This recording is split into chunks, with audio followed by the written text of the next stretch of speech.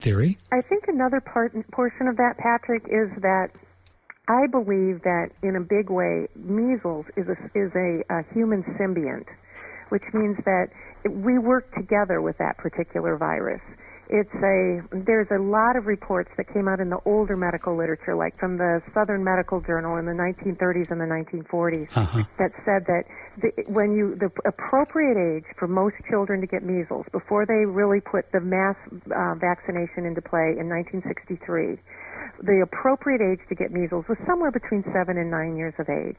And that very high fever was said by a lot of the doctors of the older area that what that did was it locked in your self memory, so that your immune system could then recognize the difference between the external environment and your own internal proteins. Wow! It burned off the residual of whatever maternal proteins that were still in the child's body, so that child now became that child. There was some reports in the medical literature, Suzanne, you may have read these, that back in the 1940s, that when children had nephrotic syndrome, which is a type of kidney disease that dumps protein out in the urine, and they had not previously had measles, that in the 1930s and 40s they exposed these children to measles, and they contracted measles and had a very high fever and went through that whole process of what measles is all about. And after that, in a large percentage of those kids, their kidneys healed and they stopped spilling out all of that protein.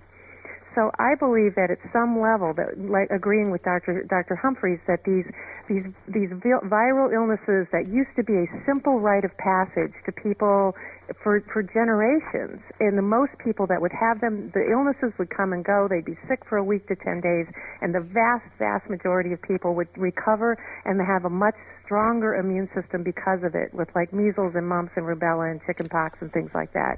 And I think that particularly the measles virus is more of a symbiont than it is this horrible thing that we've developed this terrible fear over, an unrealistic fear of that infection. Symbiont meaning similar to what Mr. Osawa argued 40, 50 years ago, is a natural progression of the body to do whatever it's going to do to detox or get rid of this or that. And part of it is what you said, yes, but I mean, it's sort of like we live together. You know, we have a symbiotic relationship, so that we benefit from the virus, and you know, the virus kind of benefits from us in its own sort of weird way because it's had a host that it's been able to replicate in. Would mumps be similar, do you think, or do we know? I'm not sure about mumps. I haven't read any specific reports, but I do believe that chickenpox is one of those things because when children have chickenpox and they develop lifetime immunity, as their immunity would wane as they would get older, and then they would become a parent, they would get exposed to their children having chickenpox, which would then boost up our own internal resistance to chickenpox. So a symbiotic relationship is you know, we balance. We live okay together, and we do some good things for each other, and we're not just out to kill each other. And so I just think that we have been so obsessed with eliminating a very short list of pathogens that we have created a myriad of other health problems in our obsession to make sure that these kids don't have these very short list of illnesses. We're talking with Dr. Sherry Tenpenny and Dr. Suzanne Humphries. They have been participating in getting this new vaccines, the full story, out to doctors and people around the world.